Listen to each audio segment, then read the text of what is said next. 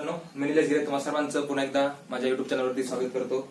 तर पहा, आपण सुरुवात केलेली तुमचं प्रकरण क्रमांक 1 आनुवंशिकता व उत्क्रांती या संबंधित आपण या अगोदरच काय केलेत, आपले 5 लेक्चर कंप्लीट झालेत।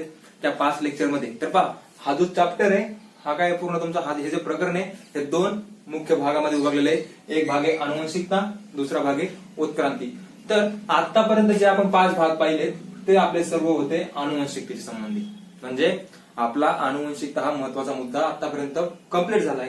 आणि जो दुसरा जो टप्पा आहे या प्रकरणाचा ज्याचं नाव आहे उत्क्रांती, तर आपण काय करणार आहोत, हा जो इंटरेस्टिंग टॉपिक आहे त्याला आज आपण या ठिकाणी सुरुवात करत आहोत, ज्याचं नाव आहे उत्क्रांती। तर या अगोदर बघा की आपण 5 प्रकरणात काय शिकलो।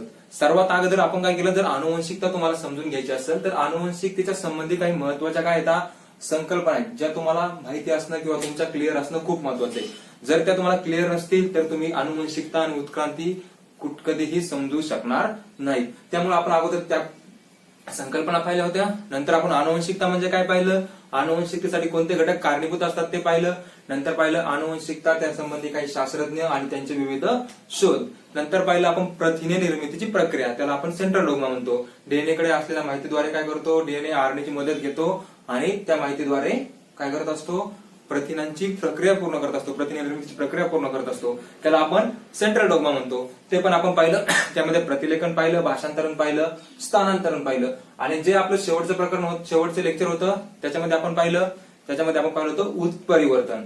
मग पहा, अशा प्रकारे आपण आनुवंशिकतेचा जो तुमचा टॉपिक होता तो कंप्लीट केला। तर आज आपण सुरुवात करूया उत्क्रांतीला। तर पहा, जर तुम्ही माझ्या युट्यूब चॅनलवरती नवीन असाल तर त्या 5ही लेक्चरची लिंक मी काय केलेली, या लेक्चरच्या लिंकच्या डिस्क्रिप्शन बॉक्स मध्ये दिलेली आहे, तुम्ही त्या ठिकाणी ते चेक करू शकता आणि माझ्या चॅनलला नक्की सबस्क्राईब करा।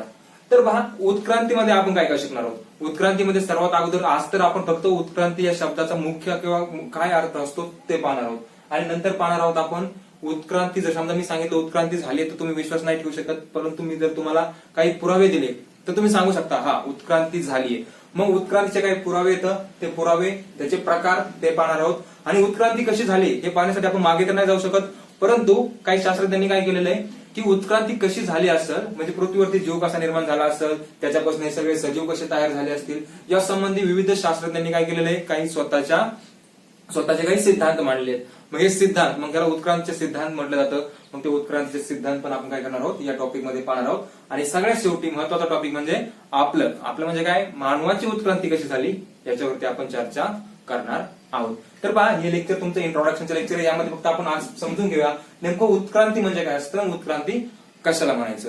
तर पहा, ज्यावेळेस तुम्ही उत्क्रांती हा शब्द ऐकत असाल तर तुमच्या पुढे एकच डायग्राम येते। त्यामध्ये काय दिसतं तुम्हाला, एका ठिकाणी ते माकड दिसतं 4 पायावरती चालणारं, नंतर तुम्हाला पुढे पुढे काय दिसतात, एप दिसतात ज्याच्यामध्ये गोरिल्ला, ओरांगुटान, चिंपांजी वगैरे, आणि अशी एक डायग्राम असते आणि सर्वात शेवटी कोण दिसतो, उभा असलेला मानव। बरोबर आहे, मानव म्हणजे आजचा बदल मानव पाहिला तर सर्वात शेवटी दिसतो, त्याला आपण सामाजिक मानव म्हणजे सोशल ह्युमन बिंग म्हणतात। सोशल म्हणून का, कारण आपण काय करतो, आपण व्यवस्थित कपडे घालतो, जेवतो, आपलं काम करतो, जॉब करतो, शाळा करतो, म्हणजे काय असेल ते काय आपण सर्व सोशल बनलेलो आहोत। तसा पहिला मानव होता का, नाही।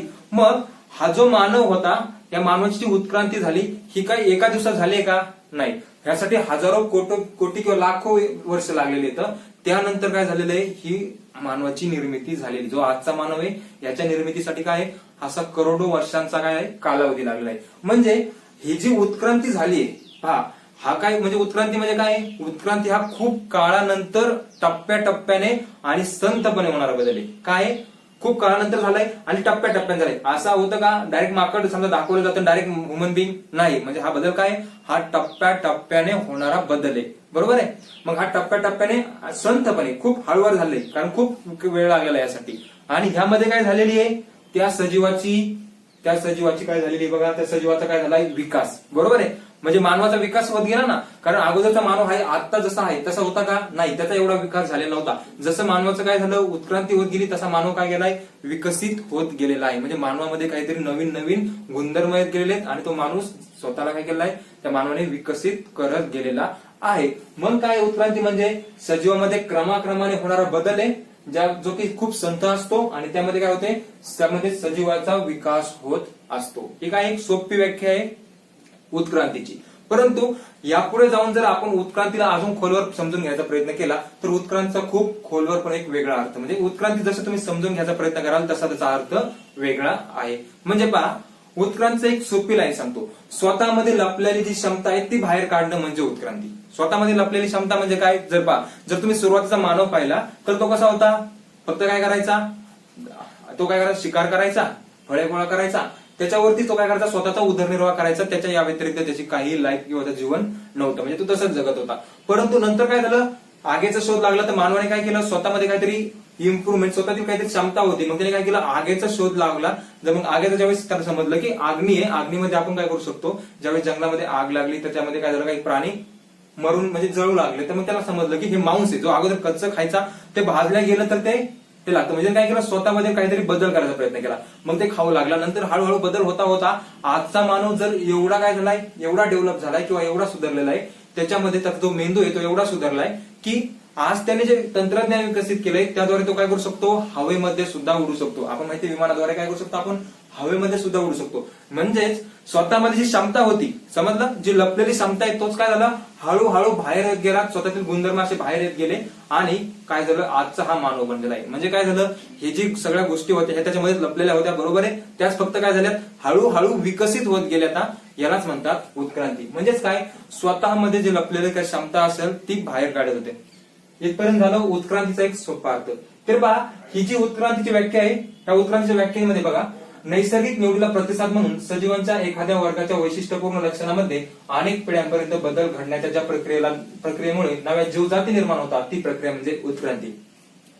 मला माहितीये तुम्हाला यातलं काहीच नाही समजलं, पण पहा, समजलं नसलं तरी मी व्याख्या यासाठी काय इथं का लिहिली आहे? कारण आपण आज फक्त या व्याख्येचाच अर्थ समजून घ्यायला. आता पहा, ही व्याख्या खूप मोठी आहे, यातील सगळे शब्द तुमच्यासाठी नवीन आहेत.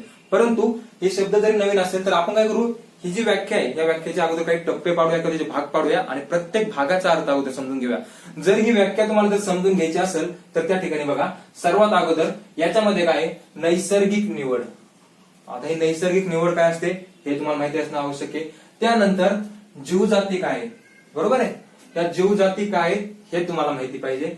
हेच जर तुम्हाला माहित नसेल तर त्या व्याख्येचा तुमच्यासाठी काही अर्थ नाही किंवा ते तुम्हाला काही समजणार नाही. तर मग पहा, सर्वात अगोदर आपण पाहू की नेमकं नैसर्गिक निवड काय असते आणि नंतर पाहू आपण प्रजाती. बघा, प्रजाती म्हणजेच काय? जीवजात. एक जीवजात कशाला म्हणायचं? बघा, मानवाची प्रजात वेगळी, कुत्र्यांची प्रजात वेगळी, मांजराची प्रजात वेगळी, गायीची प्रजात वेगळी, या प्रजाती वेगळी आहे. मग प्रजात कोणाला म्हणायचं किंवा मग या प्रजाती वेगळ्या का असतात किंवा प्रजाती वेगळ्या आहेत हे कशावरून ठरवलं जातं हे आपण पाहूया. तर सुरुवातीला आपण पाहूया की नैसर्गिक निवड काय असते. बघा, आपल्याला माहिती निसर्गामध्ये काय असतात? विविध बदल होत असतात. मग जो काय करतो त्या बदलाला, आपल्याला जर निसर्गामध्ये टिकायचं असेल किंवा जगायचं असेल, सर्वाइव्ह करायचं असेल, म्हणजे आपल्याला जर निसर्गामध्ये जगायचं असेल तर काय? जसं निसर्ग बदलतो त्यानुसार आपल्या शरीरामध्ये पण काय झाले पाहिजेत? तसे बदल घडले पाहिजेत. जर आपण निसर्गानुसार म्हणजे आपण काय केलं? निसर्गाशी जुळवून घेतलं नाही तर आपण काय करू शकत नाही? निसर्गामध्ये जास्त दिवस जगू शकत नाही. म्हणजे काय करतो? बघा, निसर्ग खूप म्हणजे महत्वाचा रोल काम करत असतो किंवा महत्वाचं काम करत असतो. निसर्ग काय करतो? निसर्गाचे जसे बदल होतात त्यानुसार जो सजीव स्वतःला काय करेल? निसर्गाशी जुळून घेईल त्यालाच काय करतो? त्याचंच अस्तित्व या ठिकाणी ठेवतो. नाही बाकीच्यांना काय करतो? मग तो नष्ट करतो. म्हणजे त्यांचं अस्तित्व काय होतं? हळूहळू नष्ट होतं. म्हणजे जो स्वतःचं अनुकूलन करेल, अनुकूलन म्हणजे काय? स्वतःला आजूबाजूच्या परिस्थितीशी जुळून घेणं, त्याला अडॅप्टेशन म्हणतात इंग्लिशमध्ये. म्हणजे अनुकूलन करेल किंवा स्वतःमध्ये तसा बदल घडवून आणेल त्यालाच काय म्हणतात? त्यालाच म्हणतात नैसर्गिक निवड किंवा अनुकूलन. आणि ज्याने हे अनुकूलन केलंय त्यालाच निसर्ग निवडतो, याला म्हणतात नैसर्गिक निवड. समजलं? म्हणजे जो सगळ्यात फिट आहे, समजलं, निसर्गाला काय तो सगळ्यात फिट आहे, त्याने जुळून घेतलंय, त्यालाच काय म्हणायचं? नैसर्गिक निवड. समजा एखादा सजीव होता, मग काय होतं? बघा, हे जे होत असतं ज्यावेळेस उत्क्रांती होत असते त्यावेळेस कोणीतरी एक म्हणजे कोणीतरी टिकणार. तर टिकतो कोण? जो प्रभावी ठरतो. प्रभावी कोण ठरतो? जो काय करतो? स्वतःला निसर्गाशी जुळवून घेतो. आता एखादं उदाहरण बघा, समजा एखादा सजीवांचा एक ग्रुप होता, तो सजीवांचा जो गट होता तो गट काय करत होता? एखाद्या विशिष्ट अशा हवामानात किंवा तापमानात जगू शकत होता. समजा 40 डिग्री सेल्सिअस काय होतं तापमान होतं, त्यामध्येच तो जगू शकत होता. नंतर काय झालं? सूर्यप्रकाश वाढला. सूर्यप्रकाश वाढला. आता लक्ष घ्या, अगोदर याच्यामध्ये काय होतं? जब होतं त्या 40 डिग्री, नंतर सूर्यप्रकाश वाढला, वातावरण किंवा तापमान म्हणजे जास्त झालं आणि तापमान कितीपर्यंत गेलं? समजा 50 डिग्री पर्यंत तापमान गेलं. आता हे जे 40 डिग्री मध्ये जगू शकत होते तापमानात, ते 50 डिग्री तापमानात जगू शकणार नाहीत, कारण त्यांना सवय काय होती? 40 डिग्री. आता वातावरणात बदल झाला किंवा हवामानात किंवा आसपास त्याच्या काय झालं? सगळा बदल झालेला आहे. मग काय होतं? निसर्ग बदलला तर त्याला जुळून घ्यायला पण हे सजीव काय करतात, जुळून घ्यायला सुरुवात करतात. मग यांच्यापैकी काय होतील, जे स्वतःला काय करतील, त्या वातावरणाशी किंवा त्या तापमानाशी जुळून घ्यायचा प्रयत्न करतील. तापमानाशी जुळून घ्यायचा प्रयत्न करतील म्हणजे काय, स्वतःमधील काही गुणधर्म आहेत ते अशा प्रकारे बदलतील जेणेकरून ते त्या 50 डिग्री तापमानात पण काय करू शकतात, जगू शकतात. मग जो ज्याने काय केलं, स्वतःमध्ये हे बदल घडून आणले, तोच काय ठरतो, प्रभावी ठरतो. बरोबर आहे, तोच प्रभावी ठरतो म्हणजे तोच त्याच्यामध्ये जगू शकतो. मग काय करतील हे सजीव समजा उदाहरण, यांच्यामध्ये काय होऊ शकतं, यांची जी त्वचा आहे त्वचावरती एखादं आवरण तयार करू शकतात, ज्यामुळे ते काय करू शकतात, स्वतःला त्या ह्याच्यापासून जो तापमान वाढले त्यापासून स्वतःला ते वाचवू शकतात. म्हणजे आवरणामुळे काय होईल, त्यांना जास्त त्याचा अभाव किंवा त्यांच्यावर जास्त त्याचा परिणाम होणार नाही. मग काय केलं, प्रभावी कोण ठरतील, ज्यांनी स्वतःमध्ये काही गुणधर्म बदलवले. आणि हेच जे गुणधर्म येतं, हेच गुणधर्म काय होतात, त्यांची जी पुढील पिढी येईल. बरोबर आहे, आता लक्षात घ्या, हे काही लगेच होत नाही, हळूहळू झाले. म्हणजे काय लगेच वातावरण बदललं, लगेच सजीवाने स्वतःला बदलायला प्रयत्न केला असं नाही. हे काय हळूहळू सजीव काय करतात, जुळवण्यासाठी प्रयत्न करतात. कशाला प्रतिसाद म्हणून, नैसर्गिक निवडीला प्रतिसाद म्हणून सजीव स्वतःला काय करतात, त्या ठिकाणी अनुकूलन किंवा स्वतःमध्ये बदल करतात. नैसर्गिक निवडीला प्रतिसाद, नैसर्गिक निवड म्हणजे काय, निसर्ग कोणाला निवडणार आहे, जो त्या ठिकाणी जुळून घेणार आहे. मग या नैसर्गिक निवडीला प्रतिसाद म्हणून सजीव काय करतात, स्वतःमध्ये काही गुणधर्मामध्ये बदल करतात, काही विशिष्टपूर्ण गुणधर्मामध्ये बदल करतात. आणि हेच त्यांचे जे गुणधर्म असतात ते काय होतात, त्यांच्या पुढच्या पिढ्यांमध्ये काय होतात, त्याचप्रमाणे संक्रमित होतात. आणि नंतर काय होतं, एक वेगळ्या प्रकारची जीवजात किंवा प्रजात तयार होते, यालाच म्हणतात उत्क्रांती. बघा, ह्या डेफिनेशनचा किंवा ह्या व्याख्येचा तो सोपा अर्थ आहे, परंतु ही समजण्या अगोदर तुम्हाला जरी नैसर्गिक निवड जरी समजलं असलं तरी दुसरी एक गोष्ट आहे ती म्हणजे जीवजात किंवा प्रजात, ते तुम्हाला अजून समजले नाही. ते समजल्यानंतर याचा अर्थ तुम्हाला अर्थ समजेल. आता नैसर्गिक निवडमध्ये एकच लक्षात ठेवा, जो स्वतःला निसर्गाशी जुळून घेतो, निसर्ग त्यालाच निवडतो. म्हणजे जो प्रभावी ठरतो त्यालाच निसर्ग निवडतो. बघा, म्हणजे जो प्रभावी ठरतो त्यालाच काय केलं जातं, निवडलं जातं.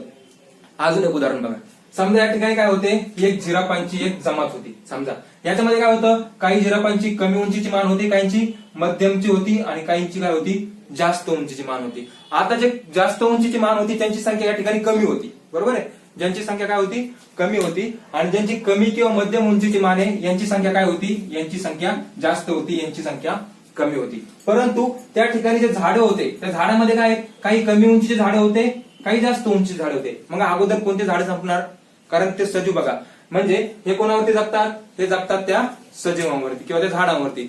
मग जे कमी उंचीचे झाडं होती ते अगोदर काय होतील, नष्ट व्हायला लागली. का, कारण यांची संख्या जास्त होती. यांची संख्या जास्त होती, परत यांच्यामध्ये प्रजनन होत होतं, तर यांची संख्या अजून वाढत होती. त्या मानाने काय, जे जास्त उंचीची वरती, बरोबर आहे, मध्यम उंचीची, कमी उंचीची, जास्त उंचीची. आता हे जे जास्त उंचीचे ते काय करू शकत होते, एक मिनिट, हे जे जास्त उंचीचे होते ते काय करू शकत होते, ज्या कमी उंचीच्या वनस्पती त्यांना खाऊ शकत होते आणि जे जास्त उंचीच्या वनस्पती त्यांना खाऊ शकत होते, कारण त्यांची मान उंच होती. मग कालांतराने काय झालं, जशी या मध्यम आणि कमी उंचीची काय झाली, संख्या वाढत गेली, त्याप्रमाणे काय झालं, हे जे कमी उंचीची झाडं होती त्यांची संख्या पण काय झाली, कमी होत गेली. म्हणजे यांची संख्या वाढत गेली, यांची झाडांची संख्या कमी होत गेली.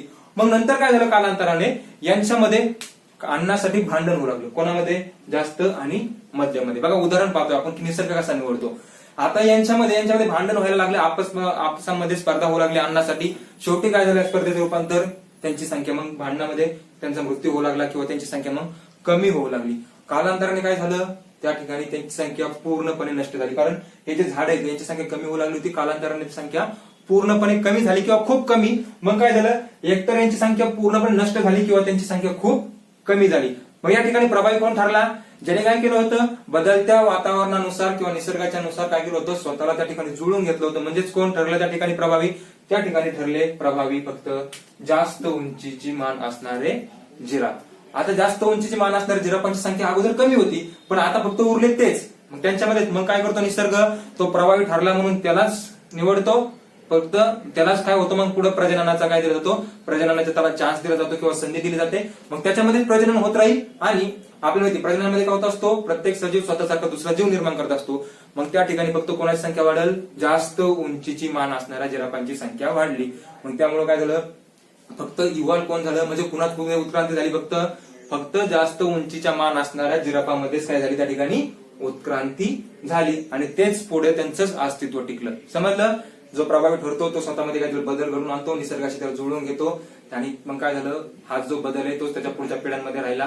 त्यामुळे त्या ठिकाणी फक्त कोण उरले, जास्त उंचीची मान असणारे जिराफ. ह्यालाच काय म्हणतात, उत्क्रांती. आता पाहूया आपण जीवजाती किंवा प्रजात म्हणजे काय. बघा, जीवजाती किंवा प्रजात हा सजीवांचा एक असा गट असतो, तो काय करू शकतो, परस्परांमध्ये प्रजनन घडून स्वतःची संतती, अशा प्रकारची संतती निर्माण करतो जी पण काय करू शकते, पुढे प्रजनन करू शकते. समजा हा एक सजीवांचा गट आहे, त्याच्यामध्ये हा काय, हे काय तर त्या सजीवांच्या गटातील काही सजीव आहेत. मग काय पहा, हे जे सजीव आहेत, हे सजीव काय करू शकतात, परस्परांमध्ये प्रजोत्पादन करू शकतात. प्रजोत्पादन म्हणजे काय, परस्परांमध्ये त्यांच्यामध्ये प्रजनन होऊ शकतं आणि ते स्वतःची संतती निर्माण करू शकतात. समजा हा एक सजीव हा दुसऱ्या सजीवासोबत काय करू शकतो, प्रजनन करू शकतो. म्हणजे ते आपसामध्ये काय करू शकतात, प्रजोत्पादन.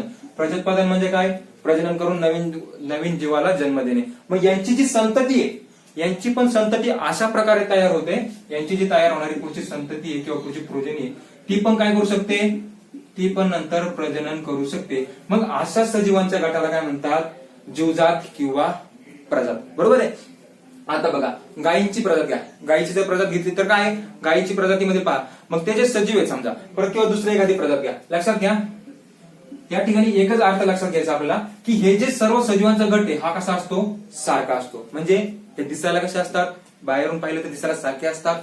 परत अजून यांचा स्वभाव किंवा यांचा जो बिहेवियर आहे, यांची वागणूक कशी असते, सारखी असते. आणि ते काय करू शकतात, फक्त स्वतःच्या गटातील सजीवांसोबतच प्रजनन करून काय करू शकतात, संतती निर्माण करू शकतात. आणि अशा प्रकारची संतती निर्माण करतात जी की परत प्रजनन करू शकते. त्याच गटाला काय म्हणतात, प्रजाती असे म्हटलं जातं. समजा ही एक वाघाची प्रजात होती, ही काय होती, वाघाची प्रजात. एक दुसरी एक प्रजाती, समजा हा एक कोल्ह्याची प्रजात होती. ठीक आहे, बरोबर आहे.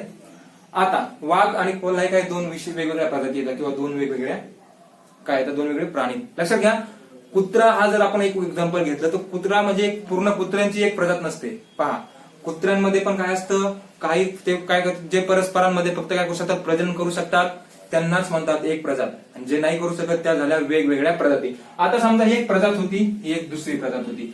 बघा, ज्या सजीवांमध्ये लैंगिक प्रजनन होतं, लैंगिक प्रजननामध्ये काय असतं, दोन सजीव भाग घेतात. बरोबर आहे. एक नर भाग असतो, दुसरा मादी भाग आहे. मग काय झालं, हा कोल्हा आहे. आता काय होईल, ही एक कोल्ह्याची प्रजात होती, म्हणजे हा सजीवांचा असा गट होता, यातील नर आणि मादी काय करू शकतात, आपसमध्ये प्रजनन घडून आणून त्यांची स्वतःची संतती निर्माण करू शकतात. आणि ती संतती काय होईल, परत पुढे प्रजनन करू शकते. मग हा काय झाला, सजीवांचा असा गट. बरोबर आहे. त्याला आपण ह्याला काय म्हटलं, मग प्रजात. परंतु आता ह्या गटातील एक सजीव आणि ह्या गटातील एक सजीव एकमेकांसोबत प्रजनन करू शकतात का, नाही. म्हणजे जर समजा यातील नर घटक आणि यातील मादी घटक यांच्यामध्ये प्रजनन होऊ शकतं का, नाही. मग काय, फक्त हे फक्त परस्परांमध्ये, यामध्ये फक्त परस्परांमध्येच होऊ शकतं.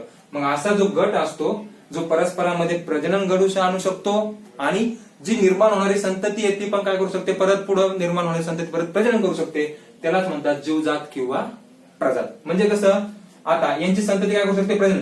बघा, जरी म्हणजे काय, जरी समजा यांच्यातील एखादा सजीव आणि या गटातील एखादा सजीव यांच्यामध्ये प्रजनन झालं, त्यांनी संतती पण समजा त्यांच्यामध्ये जर निर्माण झालीच, तर ती संतती कशी असते, ती संतती काय करू शकणार नाही, प्रजनन करू शकणार नाही. बघा, काय करू शकणार नाही, प्रजनन करू शकणार नाही. त्यामुळेच आपण त्याला काय म्हणतो, या दोन वेगवेगळ्या प्रजाती आहेत का. आणि जर ती संततीचं प्रजनन करू शकली तर मग आपण काय करणार नाही, त्यांना वेगवेगळ्या प्रजाती म्हणू शकणार नाही. बघा, लक्षात घ्या, फक्त प्रजाती या शब्दाचा मिनिंग अर्थ या ठिकाणी समजून घ्यायचा आहे. ते फक्त सजीवांचा असा गट परस्परांमध्ये तो प्रजनन करू शकतो आणि स्वतःच्या अशा प्रकारची ते काय करतात, संतती निर्माण करतात, ती पण काय करू शकते, पुढे प्रजनन करू शकते. म्हणजे लक्षात घ्या, असा गट जो नैसर्गिकरित्या प्रजनन करू शकतो. कसा, नैसर्गिकरित्या प्रजनन करू शकतो. बरोबर आहे. हे काय करू शकतात, नैसर्गिकरित्या प्रजनन करू शकतात. हे एका गटातील. या गटातील सजीव या गटातील सजीव काय करू शकत नाही, नैसर्गिकरित्या प्रजनन करू शकणार नाही. मग हा असतो महत्वाचा फरक कशामध्ये, प्रजातीमध्ये.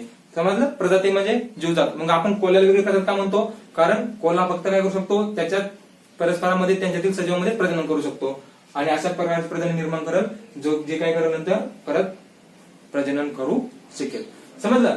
नैसर्गिक निवड समजलं, निसर्ग कोणाला निवडतो? जो प्रभावी ठरतो आणि तोच पुढे जगतो, कारण त्याची संख्या नंतर वाढत राहते, कारण त्याने निसर्गाशी स्वतःला अनुकूलन करून घेतलेलं असतं किंवा जुळवून घेतलेलं असतं. म्हणजेच त्याच्यामध्ये काय झालेले असते, काही त्याच्या गुणधर्मामध्ये बदल झालेला असतो, विशिष्टपूर्ण असा गुणधर्मामध्ये बदल झालेला असतो आणि तेच गुणधर्म काय होतात त्याच्या पुढच्या पिढींमध्ये संक्रमित होतात आणि कालांतराने काय होतं, ते जे झालेले बदल आहेत त्याच्यापासून नवीन जीवजात निर्माण होते. अजूनही जर तुम्हाला या दोन शब्दांचा मिनिंग समजला नसेल, आपल्याला ही डेफिनेशन फक्त समजून घ्यायची बघा. तर अजून एक उदाहरण घेऊया. त्या उदाहरणामध्ये तुम्हाला हे सर्व तुमचं डाऊट काय असतील तुमचे क्लिअर होतील. पहा, एक भूभाग होता. त्या भूभागावरती काय होतं, एक भूभाग होता. त्या भूभागावरती काही सरडे होते. सरडा माहित असेल तुम्हाला, झाडावरती राहतो. तर मग बघा, त्या भूभागावरती काय होते, एकाच प्रजातीचे सरडे होते. लक्षात घ्या, एकाच प्रजातीचे सरडे होते. आता मी तुम्हाला समजण्यासाठी एक मुद्दा या ठिकाणी एक उदाहरण घेतो आपण परत एक भूभाग आहे. या भूभागावरती काय होते, सरडे. काही होते पांढऱ्या कलरचे, रंग नसतो पण समजून घ्या.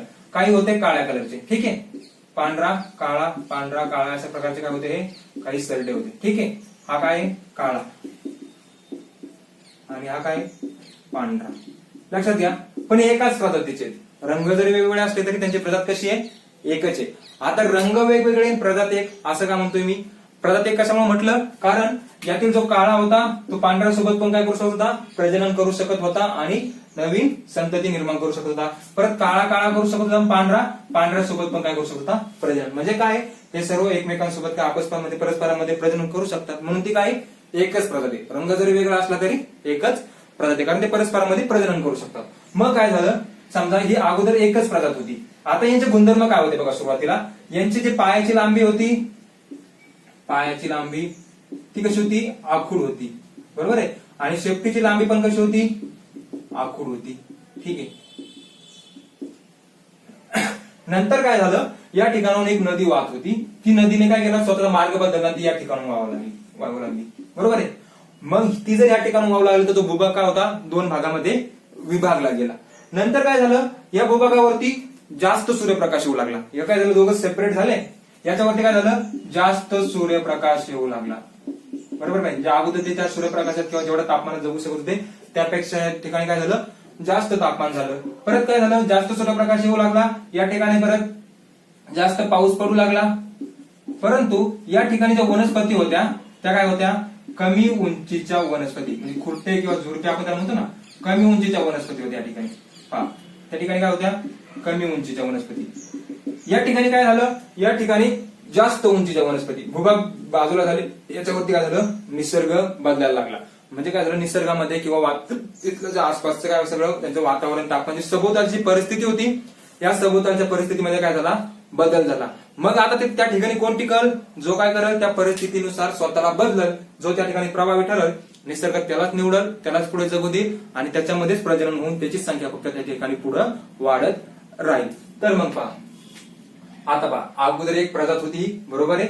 नंतर काय होईल, आता इथले जे सजीव असतील ते स्वतःला बदलायला सुरुवात करतील का, कारण यांचे पाय आखूड होते. आता लक्षात घ्या, या ठिकाणी त्यांचे पाय आखूड, शेपटी पण कशी छोटीची आहे सुरुवातीला. त्यामुळे काय, या ठिकाणी झाडाची लांबी पण काय कमी आहे. त्यामुळे ते त्या ठिकाणी त्या झाडावरती सहजपणे काय करू शकतात, खालीवर जाऊ शकतात आणि स्वतःचा उदरनिर्वाह करू शकतात. पण यांच्यामध्ये काय, या ठिकाणी झाडांची उंची जास्त होती. मग काय झालं, यांच्या ठिकाणी कालांतराने काय झालं, या ठिकाणी वातावरणाशी किंवा तिथल्या आजूबाजूच्या परिस्थितीशी जुळून घेता घेता त्यांना काय करावं लागलं, त्यांच्या पायाची लांबी वाढवावी लागली. पायाची लांबी वाढवावी लागली. एका झाडावरून दुसऱ्या झाडावर जंप मारण्यासाठी बघा, त्यांची झाडं पण त्या ठिकाणी उंची जास्त होती, म्हणून शेपटीची लांबी पण काय झाली, शेपटीची लांबी पण त्यांना वाढवावी लागली. मग या ठिकाणी कोण जगले, ज्यांनी स्वतःमध्ये हे बदल घडून आणले, म्हणजे जे प्रभावी ठरले तेच काय झाले, या ठिकाणी जगले. बरोबर आहे, तेच या ठिकाणी जगले. नंतर या ठिकाणी काय झालं, या ठिकाणी तर जास्त सूर्यप्रकाश आला होता. जास्त सूर्यप्रकाश आला म्हणजे त्यांना काय करायचं होतं, तापमानापासून स्वतःचं काय करावं लागणार होतं, स्वतःचं प्रोटेक्शन करावं लागणार होतं किंवा स्वतःला वाचवावा, बचाव करावा लागणार होता स्वतःचा. मग यांनी काय केलं, स्वतःमध्ये काही गुणधर्म बदलण्यास सुरुवात केली जेणेकरून ते त्याला जुळून घेऊ शकतील. मग आता काय बदल केले, त्यांचं जे शरीर होतं त्या शरीरावरती त्यांनी काही आवरण विकसित करायला सुरुवात केली.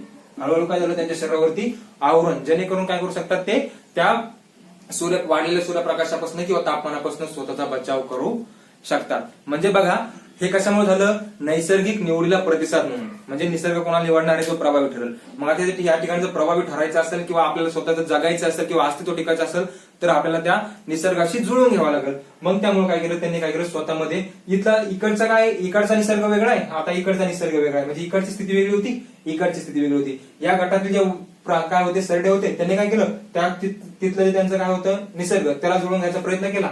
या गटातील जे होते त्यांनी काय केलं, त्या ठिकाणच्या निसर्गाला किंवा वातावरणाला जुळून घेण्याचा प्रयत्न केला. मग त्यांनी काय केलं, स्वतःमध्ये त्याप्रमाणे काही गुणधर्म विकसित केले. यांनी पण काय केलं, स्वतःमध्ये काही गुणधर्म विकसित केले. काय केलं, यांच्या पायाची लांबी तर नाही, यांच्या पायाची लांबी वाढली, यांच्यामध्ये शेपटीची लांबी वाढली, यांच्यामध्ये शेपटीची लांबी आहेतच राहिलं, परंतु यांनी स्वतःच्या शरीरामध्ये काही वेगळे बदल घडून आणले. आता हे जे बदल आहेत, हे बदल काय झालं, यांच्या ज्या पुढच्या पिढ्या तयार होतील त्यांच्यामध्ये पण काय झालं, ते बदल तशाच प्रकारे काय झाले, संक्रमित होत राहिले. यांचे पण काय झालं, हे जे बदल झाले, पायाची लांबी, शेपटीची लांबी, मग यांच्या ज्या पुढच्या पिढ्या होत्या त्यांच्यामध्ये पण काय झालं, ते पायाची लांबी, शेपटीची लांबी जे गुणधर्म होते ते पुढे पुढे संक्रमित होत राहिले. पहा, आपण उदाहरण पाहतोय कारण आपल्याला ही पूर्ण व्याख्या व्यवस्थित समजून घ्यायची. जर उत्क्रांतीचा अर्थच नाही समजला तर पुढे शिकून त्याचा काही अर्थ नाहीये, म्हणून हे सर्व चाललंय. लक्षात घ्या. आता ही एक प्रजात होती अगोदर, कशामुळे, कारण ते तर एकमेकांसोबत प्रजनन करू शकते. नंतर काय झालं, यांच्यामध्ये एवढे जे बदल झाले ते पिढ्यानपिढ्या असेच पुढे काय झाले, अनेक पिढ्यांपर्यंत पुढे संक्रमित होत राहिले. नंतर यांच्यापासून जी एक अशीच प्रजात, नंतर हे जे बदल आहेत पुढे संक्रमित होत राहतात. अशा प्रकारची एक प्रजात तयार झाली किंवा अशा प्रकारचे सजीव तयार झाले. या ठिकाणी पण अशा प्रकारचे सजीव झाले, हे एकमेकांसोबत नंतर काय करू शकत नव्हते, प्रजनन करू शकत नव्हते. बरोबर आहे. त्या ठिकाणच्या परिस्थितीला जुळून घेण्यासाठी स्वतःमध्ये काही गुणधर्म विकसित केले. ज्यांनी विकसित केला निसर्गाने त्यांनाच निवडलं, तेच गुणधर्म काय केले त्यांच्या पुढच्या पिढ्यांमध्ये संक्रमित होत राहिले. आणि मग ते काय झाले, ते सजीव काय त्या ठिकाणी ते पुढे पुढे संक्रमित राहिले, म्हणजे ते सजीव बदलत गेले. या ठिकाणी पण हे काय झाले, बदलत गेले. बरोबर आहे. मग आता हे जे सजीव अशा ठिकाणी बदलत गेले, त्या ठिकाणी ते बदलत गेले. जर बघा काही कालांतरानंतर पण काय झालं, हे खूप वर्षानंतर घडते, म्हणजे हे काय सर्वच एकदाच होत नाहीये, त्याला लाखो वर्ष लागतात हे सर्व व्हायला. मग काय झालं, जर एवढं झाल्याच्या नंतर पण जर या गटातील सजीव आणि या गटातील सजीव जर एकमेकांसोबत प्रजनन करू शकत असेल, म्हणजे परस्परांमध्ये प्रजनन होत असेल, तर आपण त्यांना काय म्हणू शकत नाहीत, वेगवेगळ्या जीवजात आहेत त्या किंवा वेगळ्या प्रजात आहेत आपण असं त्यांना म्हणू शकत नाहीत. परंतु या ठिकाणी काय झालं, या ठिकाणी हा जो पिढ्या होत्या नंतर काय झालं, हा बदल पुढे संक्रमित झाल्यानंतर अशा प्रकारचे जीवजात किंवा अशा प्रकारचे सजीव तयार झाले, ते काय करत नव्हते, यांच्यासोबत प्रजनन करू शकत नव्हते. म्हणजेच काय तयार झालं, या ठिकाणी तयार झाली नवीन जीवजात किंवा नवीन प्रजात. ठीक आहे. बघा, अस्तित्वात असलेल्या प्रजातीपासून नवीन प्रजात तयार होणं याला म्हणतात जाती उद्भव. सर्वात एक महत्वाचं तुम्हाला पुढे शिकायचंय. बघा, आपल्याला काय शिकायचं आपल्याला पुढे, जाती उद्भव. तर या ठिकाणी शिकून घेऊया. जाती उद्भव म्हणजे काय, अगोदरच अस्तित्वात असलेल्या प्रजातीपासून नवीन प्रजात तयार होणे. आता एक अस्तित्वात असलेली प्रजात होती, त्यापासून ही एक नवीन प्रजात तयार झाली आणि ही पण दुसरी नवीन प्रजात तयार झाली. बरोबर आहे. यालाच म्हणतात जाती उद्भव. प्रजात वेगवेगळ्या काय असतात, ज्या की परस्परांमध्ये काय करू शकत नाही, प्रजनन करू शकत नाही. अगोदर त्या प्रजनन करू शकत होत्या, परंतु त्यांच्यामध्ये अशा प्रकारचे बदल होत गेले की आता त्या काय करू शकत नाहीत, नैसर्गिकरित्या प्रजनन करू शकणार नाहीत आणि स्वतःची संतती निर्माण करू शकणार नाहीत. त्यामुळं त्यांना काय म्हटलं जातं, वेगवेगळ्या प्रजाती आहेत असं म्हटलं जातं. आता नैसर्गिक निवड समजला असेल, जाती उद्भव समजला असेल, प्रजाती समजला असेल, तर तुम्हाला उत्क्रांतीची व्याख्याही समजायला आता काही अवघड जाणार नाही. बघा, नैसर्गिक निवडीला प्रतिसाद म्हणून सजीवांच्या एखाद्या वर्गाच्या वैशिष्ट्यपूर्व लक्षणामध्ये अनेक पिढ्यांपर्यंत बदल घडण्याच्या प्रक्रियेमुळे नव्या जीवजाती निर्माण होतात. त्यालाच काय म्हणतात, उत्क्रांती. कशाला प्रतिसाद म्हणून बदल होतात, हे नैसर्गिक निवडीला प्रतिसाद. या ठिकाणी पाहिलं, निसर्ग बदलला, त्यानुसार त्या नैसर्गिक निवडीला प्रतिसाद म्हणून काय झालं, हा जो सजीवांचा गट होता त्याचे जे काय होते, विशिष्ट प्रकारचे काही लक्षण होते, जसे की काय असतील, पायाची लांबी, शेपटीची लांबी, या ठिकाणी त्वचेवरील आवरण किंवा त्वचेचा रंग वगैरे. यामध्ये काय केलं त्या सजीवांनी, त्या नैसर्गिक निवडीला प्रतिसाद म्हणून बदल केला. आणि हेच बदल काय होतात, बघा, वैशिष्ट्यपूर्ण लक्षणामध्ये अनेक पिढ्यांपर्यंत बदल घडण्याच्या. हे जे बदल आहेत ते अनेक पिढ्यांपर्यंत, त्याच्या पुढच्या पिढ्यांपर्यंत काय झाले, हे बदल असेच घडत राहिले, ज्या प्रक्रियेमुळे नव्या जीवजाती निर्माण झाल्या. नंतर काय झाल्या, वेगवेगळ्या नवीन जीवजाती किंवा प्रजाती निर्माण झाल्या. यालाच म्हणतात उत्क्रांती. ठीक आहे. तर पहा, आता उत्क्रांती घडून कोण आणतं, याच्यावरून समजलं असेल कोण घडून आणतंय उत्क्रांती. उत्क्रांती घडून आणतोय नैसर्गिक निवड. कारण का, जो प्रभावी ठरतोय निसर्ग त्यालाच निवडतोय, तोच पुढे काय करतो, स्वतःच्या संतती किंवा स्वतःमध्ये प्रजनन घडून स्वतःची संख्या किंवा त्यांची नंबर वाढवत असतो. म्हणजे कोण घडून आणतं या ठिकाणी, म्हणजे उत्क्रांतीसाठी कारणीभूत कोण आहे, नैसर्गिक निवड. आता उत्क्रांती कोणाची होते, उत्क्रांती कोणाची होते, बघा, ज्या ज्या सजीवांमध्ये लक्षात घ्या, आपल्यामध्ये काय आहेत, आपण जर सजीव पाहिलं, तुमचे भाऊ बहीण आहेत, तुम्ही सर्व सारखे आहेत का? नाही. रंगामध्ये फरक आहे, तुमच्या उंचीमध्ये फरक आहे, किंवा तुमचे वेगवेगळे काय येतं जे गुणधर्म आहे त्याच्यामध्ये बदल आहे. कशामुळं? कारण आपण सर्व लैंगिक प्रजननाद्वारे तयार झालेलो आहोत. मग जे सजीव लैंगिक प्रजननाद्वारे तयार होतात त्यांच्यामध्ये काय असते? विविधता असते. मग आपल्यामध्ये बघा, आपल्यामध्ये समजा काही कमी हुशार असतात, काही जास्त हुशार असतात, किंवा अति हुशार असतात. मग काय होईल? यांच्यामध्ये जो सर्वात जास्त मेहनत घेईल कशासाठी? नोकरी मिळवण्यासाठी. या ठिकाणी काय, जो काय करेल निसर्गाशी जुळवून घेण्यासाठी सर्वात जास्त स्वतःमध्ये बदल घडवल तो प्रभावी ठरतो. तसंच आपल्यामध्ये काय होईल? जो जास्त मेहनत करेल तोच काय होईल नंतर त्याचं सिलेक्शन होईल, त्याचा जॉब मिळेल. बरोबर आहे. म्हणजे कोण त्या ठिकाणी प्रभावी ठरेल? जास्त जुळवून घेणारा. बरोबर आहे. मग त्याचप्रमाणे या ठिकाणी प्रक्रिया घडत असते आणि त्याला निसर्ग निवडत असतो. मग तोच पुढे काय होईल? त्या कॉम्पिटिशन मध्ये कोण टिकल? स्पर्धेमध्ये ज्याने जास्त मेहनत घेतली किंवा ज्याने जास्त जुळून घेतलंय तोच त्या कॉम्पिटिशन मध्ये जुळेल आणि त्याचाच नंतर काय होईल? विकास होईल. हा सोपा अर्थ आहे या उत्क्रांती या संकल्पनेचा. बरोबर आहे. मग पहा, या ठिकाणी मी तर आशा धरतो की या ठिकाणी तुम्हाला हे सर्व व्यवस्थित समजलेलं असेल. आता प्रजनन कोण आपण पाहिलं, उत्क्रांती कोणाची होती ते पाहिले, उत्क्रांती कोण घडून आणतं ते पाहिलं. आता उत्क्रांती कोणामध्ये होते म्हणजे काय? पहा, उत्क्रांती हे फक्त सजीवाच्या एखाद्या गटात म्हणजे एखाद्या गटातील फक्त एखाद्या स्पेसिफिक सजीवाची होती का? म्हणजे काय बघा, समजा मानवाची जात आहे म्हणजे ती एक जमात आहे, त्या जमातीत समजा एक जीव आहे, समजा मी जर स्वतः ठरवलं की मला माझी उत्क्रांती करायची, मी करू शकतो का एकटा माझी उत्क्रांती? नाही. म्हणजे पहा, आपल्यामध्ये आता हा जो उत्क्रांतीचा क्रम आहे हा नैसर्गिकरित्या होत आलाय, हे आपण स्वतःहून नाही करू शकत. किंवा कोणत्याच पॉप्युलेशन मधला एखादा स्पेसिफिक एकटा सजीव स्वतःची उत्क्रांती करू शकत नाही. कारण पुढे आपल्यामध्ये उत्क्रांती होत होत आपल्या पुढच्या ज्या पिढ्या असतील म्हणजे लाखो वर्षानंतर आजचा जो मानव आहे तो कसा असेल हे आपल्याला माहिती आहे का? नाही. म्हणजे आपण एकटा सजीव स्वतःमध्ये काय करू शकत नाही? उत्क्रांती घडवून आणू शकत नाही. तर आपली जी पूर्ण पॉप्युलेशन असते बघा, मानवाची पूर्ण पॉप्युलेशन म्हणजे पूर्ण पॉप्युलेशनची उत्क्रांती होत असते. म्हणजे कोणत्या एका विशिष्ट सजीवाची किंवा त्या सजीवाची एखाद्या सजीवाचा गट आहे त्यातील कोणत्या एखाद्या विशिष्ट सजीवाची उत्क्रांती होत नसते, तर त्या सजीवाच्या पूर्ण गटाची काय होत असते त्या ठिकाणी उत्क्रांती. म्हणजेच लोकसंख्या किंवा जी पॉप्युलेशन असतं त्या पूर्ण पॉप्युलेशनची होत असते उत्क्रांती. ठीक आहे. हे झालं तुमचं उत्क्रांतीबद्दलचं एक म्हणजे उत्क्रांती तुमची संकल्पना तुमची क्लिअर असावी म्हणून त्या संदर्भात एक तुमचं इंट्रोडक्शनचं लेक्चर होतं. तर पहा, आता पुढच्या लेक्चरमध्ये आपण पाहणार आहोत पृथ्वीची निर्मिती, पृथ्वीवरती पहिला जीव कसा निर्माण झाला, त्याच्यापासून हे सर्व आतापर्यंतचे समजा बहुपेशीय सजीव आहेत, एकपेशीय सजीवापासून हे कसे तयार झाले, या संपूर्ण संदर्भाची आपण माहिती जी असणार आहे ते पुढच्या लेक्चरमध्ये घेणार आहोत. जर आजचा लेक्चर तुम्हाला आवडला असेल तर माझ्या व्हिडिओला नक्की लाईक करा, तुमच्या मित्रांना शेअर करा आणि माझ्या चॅनलला सबस्क्राईब करा. तर आज आपण इथेच थांबूया. धन्यवाद. मिळूया पुढच्या लेक्चरमध्ये.